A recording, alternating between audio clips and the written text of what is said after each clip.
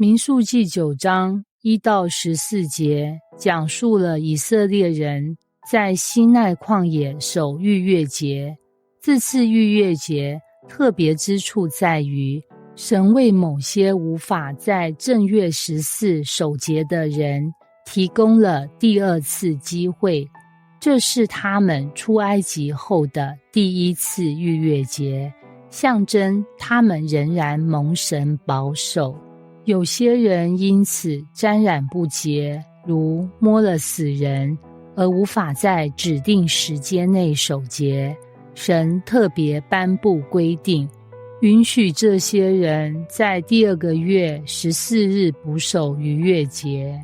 这也适用于外邦人，若愿意遵行神的律法，也能加入这圣洁的仪式。这段经文显示出神的律法有原则，但也充满恩典。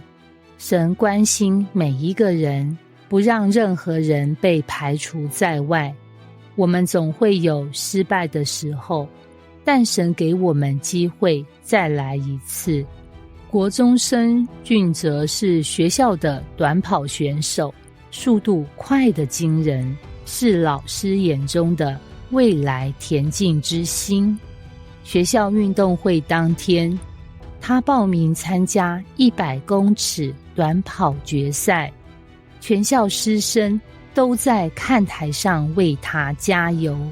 他站在起跑线上，听见枪声一响，立刻像离弦之箭冲出去，冲啊，俊泽！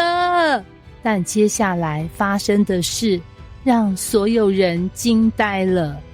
俊泽跑错方向了，他以极快的速度冲向终点线相反的方向。等到他发现不对劲时，其他选手早已抵达终点，全场爆出一阵笑声，连老师都无奈地摇头。俊泽站在场地中央，脸色通红，既丢脸又难过。他心想，完了，我的比赛结束了。比赛结束后，俊泽垂头丧气地坐在场边，连话都不想说。这时，体育老师走过来，拍拍他的肩膀，俊泽，怎么这么失落？俊泽闷闷地说，老师，我跑错方向了。这么简单的事，我怎么会搞砸？老师笑了，是啊，你的确搞砸了。俊泽更沮丧，没想到老师这么直接。但你知道吗？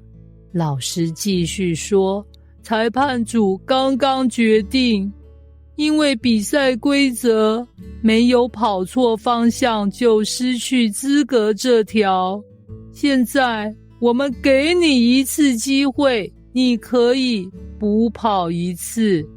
俊泽震惊地抬起头，真的吗？老师点头，当然，这是记得跑对方向。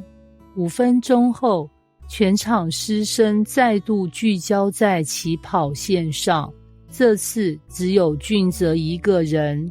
他深吸一口气，告诉自己，这次不能再搞砸了。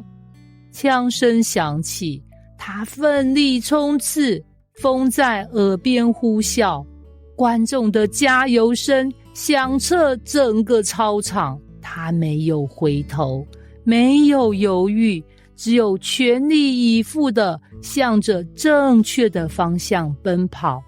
这次他顺利冲回终点线，时间甚至比原本的冠军还快。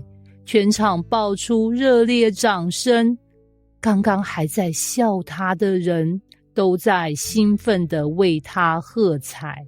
比赛后，老师笑着对他说，俊泽，这次你学到什么？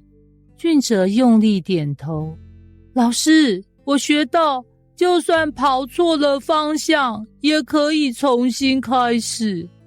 以色列人因身体不洁，错过第一次逾越节，但神赐下第二次逾越节，让他们有机会重新来过。